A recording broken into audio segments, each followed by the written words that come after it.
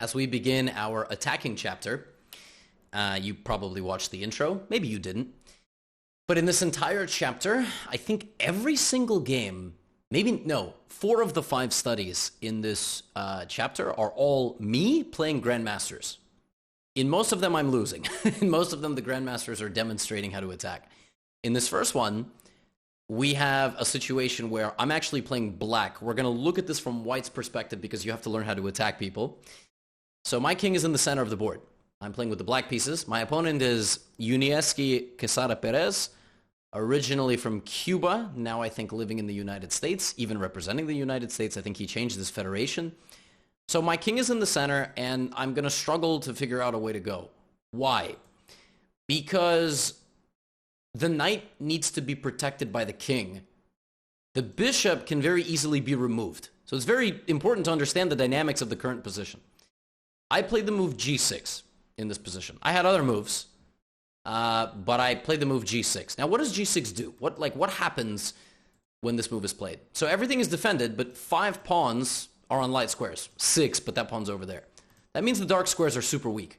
You're going to learn more about this in the pawn structure and color complex section of this course, but the dark squares are super weak, which means even though white can't necessarily break in right now, he can really annoy me and bother my position. So when you are playing against the king that is uncastled, you need to constantly put your opponent in a situation where they are going to struggle to get out of the center of the board. And my opponent does that here by activating his knight a little bit, targeting my bishop, and activating his bishop as well, maybe looking to crawl in like this. I actually cannot castle here because if I do, he can take my bishop, my queen guards the knight, but that's very easy to remove, just this. Now, yes, you have to see 2 moves ahead. Yes, that is true. But we both did see that, and I realized, well, I'm going to defend my bishop with the pawn. That makes sense.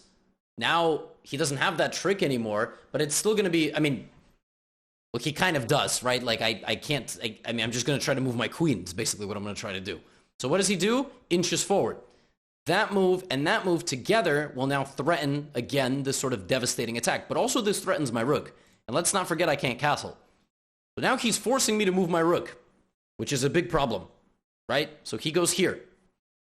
Now, he can probably just play bishop g5 in this position, but he decides that right now he is, in fact, going to take the bishop.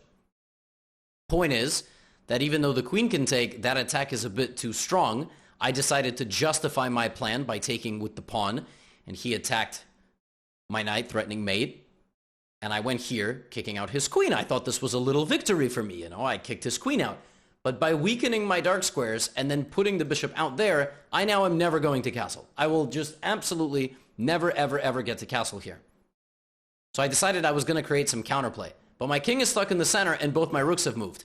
How do you break through a position like this? The king is in the middle. What now? Well, you need to find a way in. You're either going to find a way in here or here.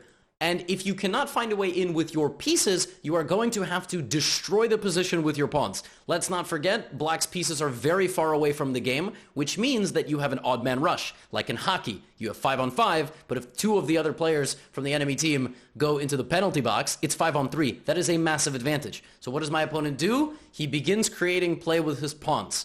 All right? Defends, overprotects the center, and then brings the rooks, and he's going to be ready at some point to crack things open. I'm trying to do a few things of my own.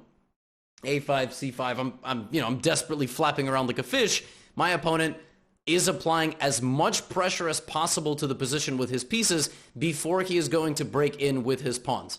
All right, I'm trying to create a little bit of counterplay here. He's done a nice job just maneuvering with his pieces to put some pressure. There are threats in positions like this that look hidden. The threat is not to go here.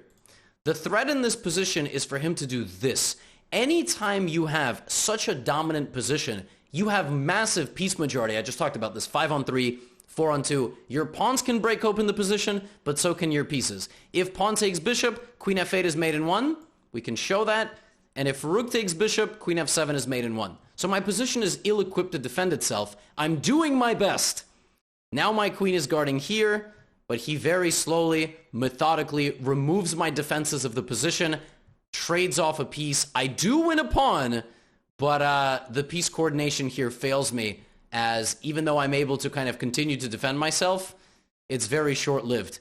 The queen is overwhelmed, and by using my very weak king positioning and very poor piece coordination, he was able to swoop in, win a rook, and it got even more brutal because he goes here.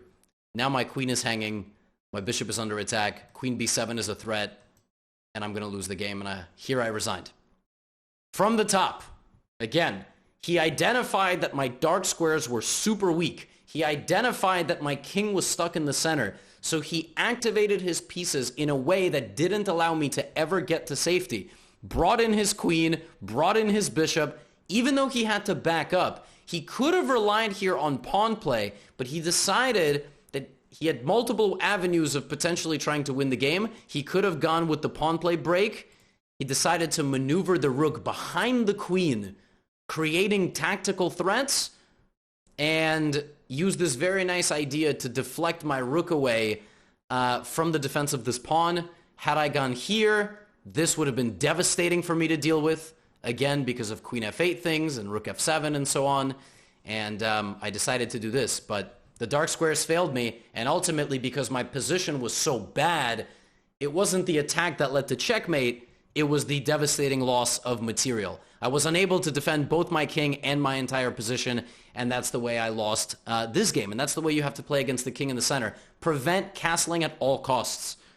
Attack on the weak squares. Activate as many of your pieces as possible and break through the position either with your pawns via pawn breaks, or as you saw in this game, with rook lift pressure and sacrifice at a key moment, because your opponent just simply doesn't have enough space to defend themselves from the incoming attack.